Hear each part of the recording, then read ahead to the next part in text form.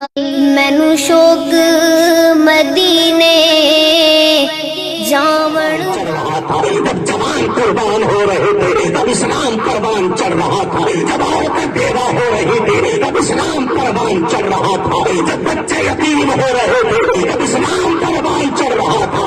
آج میری قوم کو دند سنورنے سے فرصت نہیں ہے۔ نوجوان 5 مرتبہ آئینے کے سامنے کھڑے ہو کے دیکھتا ہے میرا لباس کیسا لگ رہا ہے، میرے بال کیسے لگ رہے ہیں، میرا چہرہ کیسے لگ رہا ہے۔ نوجوان سیلفی لے لے کے دیکھتے ہیں یار میں لگ کیسے رہا ہوں۔ نبی کے دیوانوں، اچھے کپڑے پہننا کمال نہیں ہے، اچھی صورت بنانا کمال نہیں ہے، بلکہ اچھی سیرت بنانے کا کمال ہے۔ مصطفیٰ کی سنت اپنا لینا کمال ہے، نبی کے طریقے پہ زندگی بسر کر لینا کمال ہے۔ نبی کے دیوان اسلام کو عام کر دو، اسلام پہ چلنا شروع کر دو۔ اسلام کا کوئی دشمن نہیں ہے، دشمن ہے تو مسلمان کا دشمن ہے۔ تم نے نبی کے طریقے کو چھوڑ دیا، لوگ تمہیں ذلیل کرنے لگے، تم نے سنتوں کو چھوڑ دیا، لوگ تمہیں تباہ کرنے لگے، تم نے نمازیں پڑھنا چھوڑ دی، تم نے رب کی بارگاہ میں سر جھکانے چھوڑ دیے، تمہیں لوگ گردنیں کاٹنے لگے، تم نے نبی کی اتباع کرنا چھوڑ دی،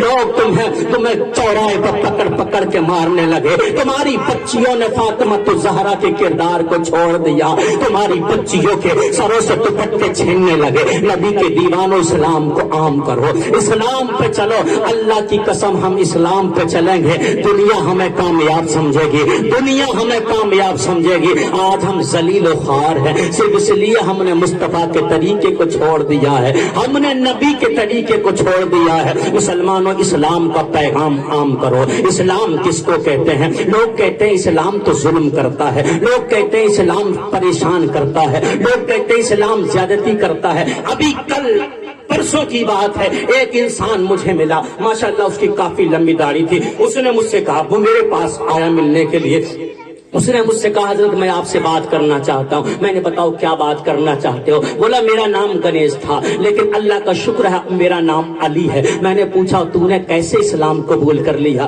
اس نے کہا میں اپنے کنوے والوں کو بھی بہت سمجھاتا ہوں، کیونکہ پہلے میں پتھروں کے آگے جھکتا تھا، لیکن جب میں نے دیکھا قریب سے کہ مسلمان تو گناہ کرتا ہے، مسلمان تو دلدل میں پھنسا ہوا ہے، آج کا جو مسلمان ہے نا اس کے پاس ایمان نہ کے برابر ہے، لیکن جب میں نے مصطفیٰ کی تعریف کو سنا تو میں سمجھ گیا اگر سچائی کسی کے اندر ہے تو محمد الرسول اللہ کے اندر سچائی موجود ہے۔ نبی کے دیوانوں اپنے نبی کی سنتوں کو عام کر لو، نبی کے دیوانوں اپنے نبی کی تعریف کو عام کرو۔ ارے 1400 سال پہلے پلٹ کے تو دیکھو، کون تمہیں مٹا سکتا ہے؟ آج تو تم کروڑوں میں ہو، جب تم 313 تھے تب نہ مٹ سکے، جب تم 1000 تھے تب نہ مٹ سکے، آج تمہیں کون مٹائے گا؟ اسلام دیکھو، اسلام کس کو کہتے ہیں؟ ایک یہودی نے ایمان قبول کیا، جب اس نے ایمان قبول کیا تو اس سے سوال کیا تو نے ایمان کیوں قبول کر لیا؟ اس نے کہا میں نے مصطفیٰ کی ایک حدیث کی وجہ سے ایمان قبول کیا، میں نے نبی کی ایک حدیث سنی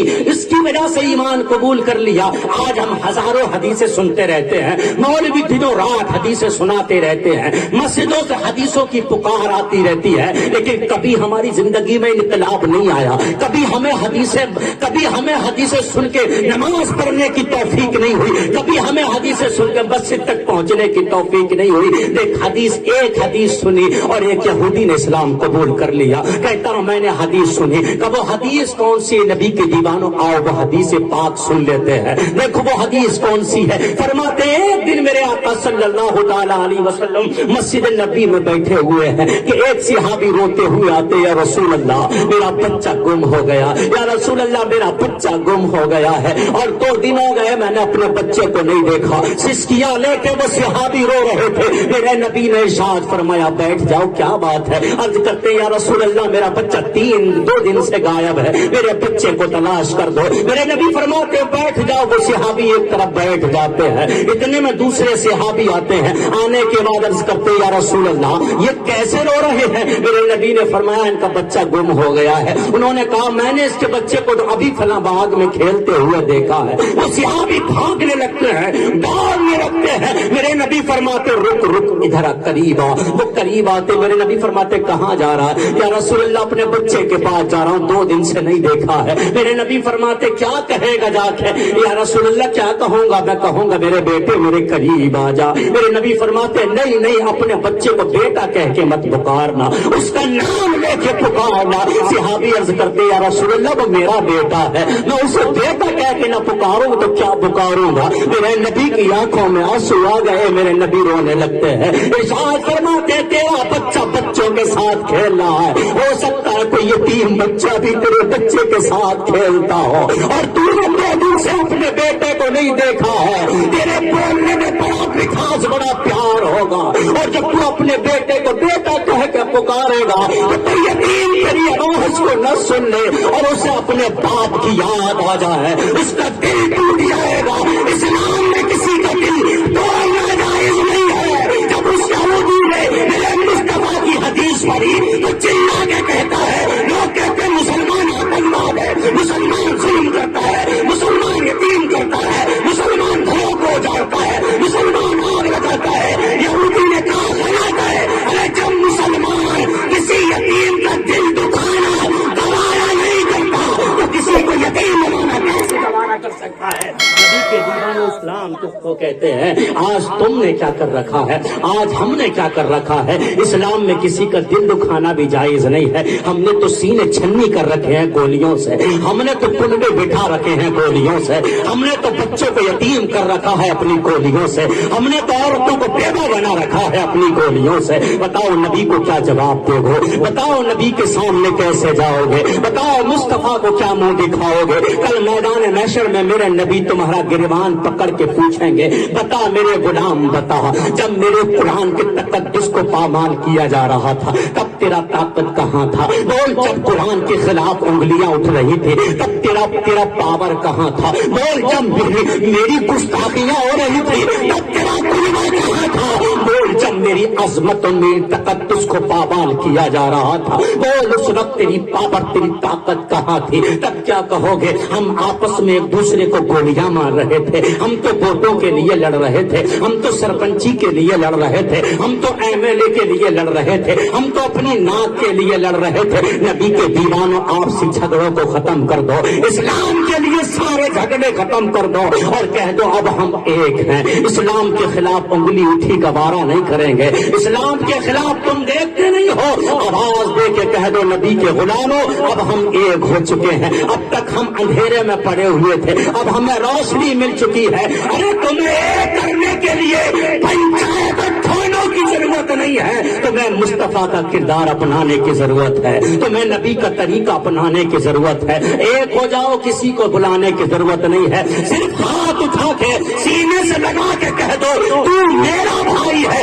मैं तेरा भाई हूँ। अल्लाह की कसम मदीने की वो तारीख पलट के आ जाएगी जब मेरे मुस्तफा ने मदीने में ऐलान किया था आओ मैं तुम्हारे रिश्ते कायम कर देना चाहता हूँ। वो एक बस्ती के नहीं थे, एक गांव के नहीं थे, अरे वहां तो मदीने और मक्का के थे। मेरे नबी ने फरमाया ये तेरा भाई है, ये तेरा भाई है, ये तेरा भाई है। एक सहाबी तो ऐसे थे जिनको उनका भाई बनाया गया, अपने घर ले गए, अपने सारे बर्तनों को निकाला, अपने सारे पैसों को निकाला, अपनी सारी जायदाद को निकाल कर अपने सहन में इकट्ठा कर लेते हैं। उनकी 2 बीवियां थी, दोनों को बुला के सामने खड़ा कर देते हैं और कहते हैं देख आधा माल इसमें से बांट ले, आधा जेवर इसमें से बांट ले, आधा सोना इसमें से बांट ले, आधी चांदी इसमें से बांट ले, ये सब कुछ आधा आधा कर ले। क्योंकि जो एक माँ से बच्चे पैदा होते हैं उन्हें भाई कहा जाता है और उनका बाप बताता है ये तेरा भाई है, उनकी माँ बताती है ये तेरा भाई है, उनका कुनबा बताता है ये तेरा भाई है, उनका कबीला बताता है ये तेरा भाई है, उनके घर वाले बताते हैं ये तेरा भाई है, उसका बाप बताता है ये तेरा भाई है। और तेरा मेरा रिश्ता है, ये बाप ने नहीं बनाया, मदीने के ताजदार।